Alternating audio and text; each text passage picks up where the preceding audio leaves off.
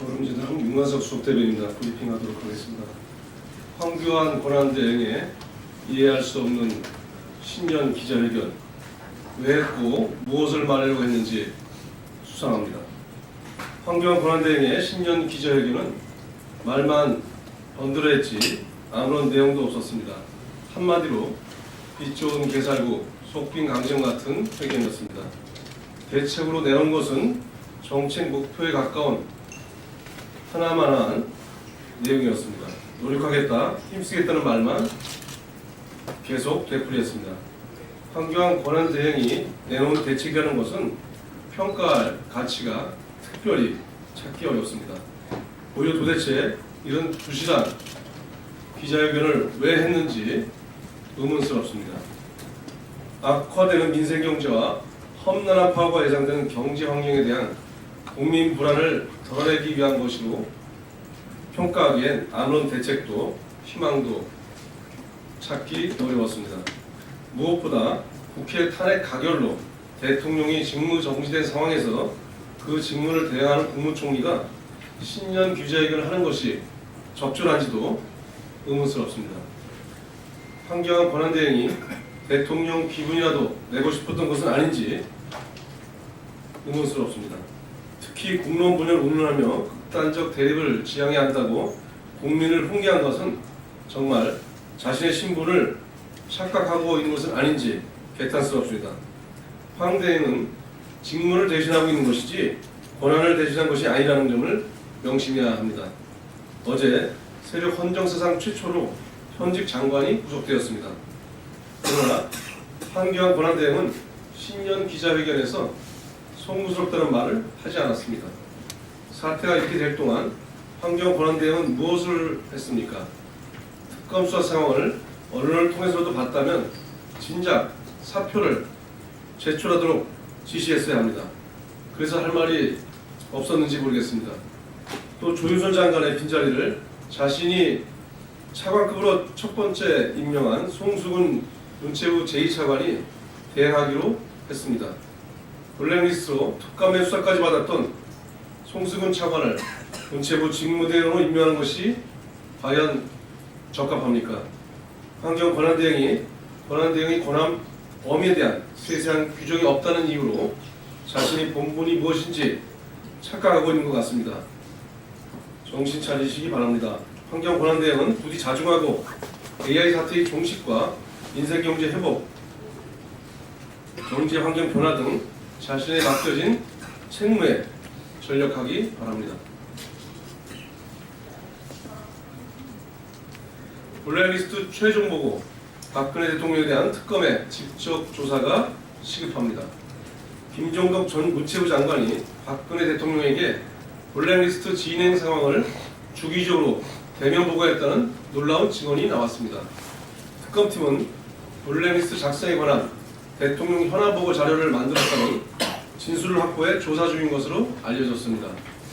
조윤선 문체부 장관이 블랙리스트를 작성하고 이를 김기춘 비서실장이 총괄했으며 최종적으로 박근혜 대통령이 진행 상황을 시시각각 보고받고 승인했던 일련의 체계가 보도로 인해 만천하에 드러났습니다.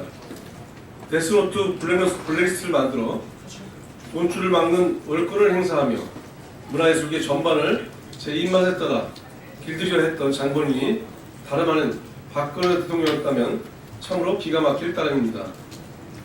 이러면서 한륜이 창조경전이 입에 담았단 말입니까?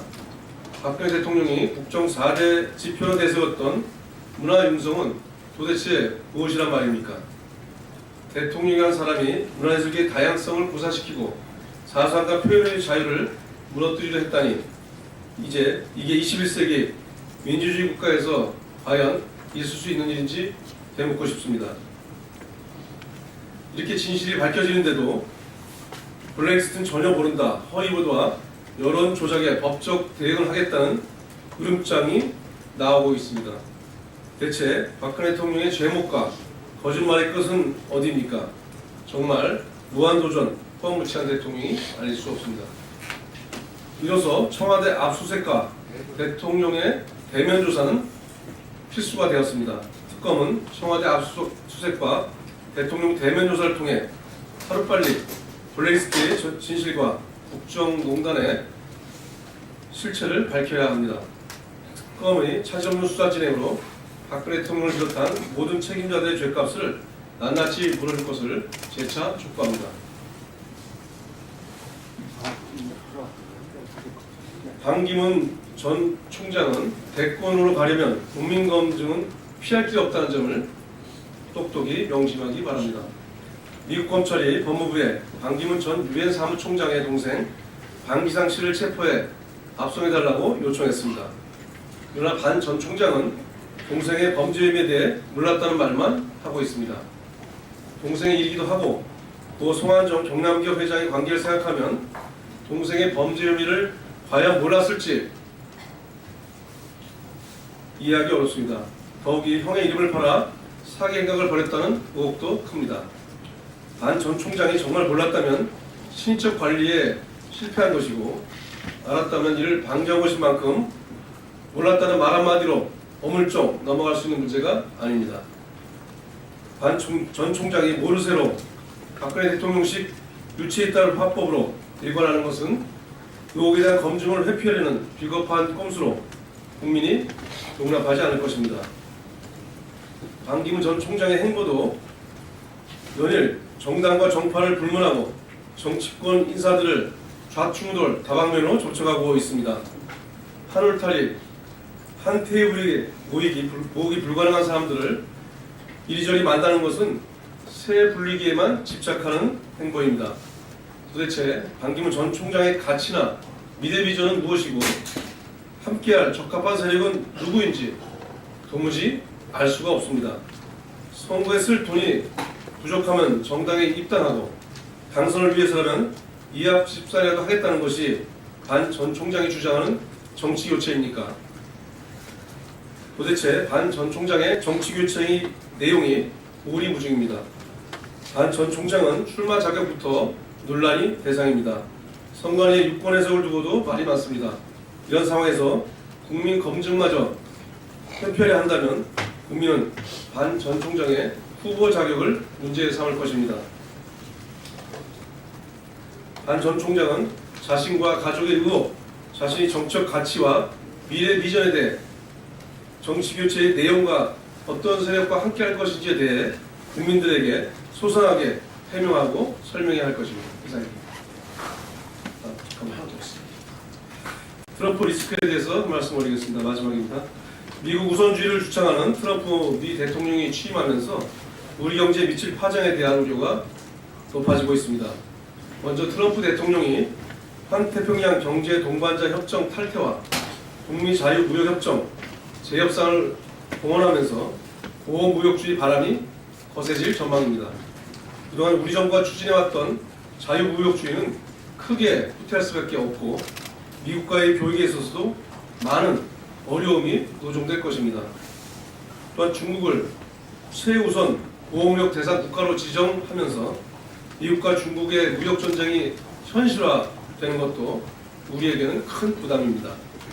가뜩이나 사드 배치 문제로 중국의 경제보복이 갈수록 수위를 높여가는 상황에서 트럼프 행정부의 출범은 우리 경제로서는 엎친 데 덮친 격이 될 소지가 다분합니다. 우리 경제는 미중 양국과의 교육에 절대적으로 의존하고 있습니다. 최악의 경제 상황을 피하기 위해서는 실용적이고 유연한 자세로 변하는 경제 환경에서 살아남아야 합니다. 경제는 물론이고 외교와 안보에 있어서도 많은 시험대에 놓이게 될 것이고 균형 잡힌 외교로 고객을 최우선하는 현명한 처신과 태도가 필요합니다.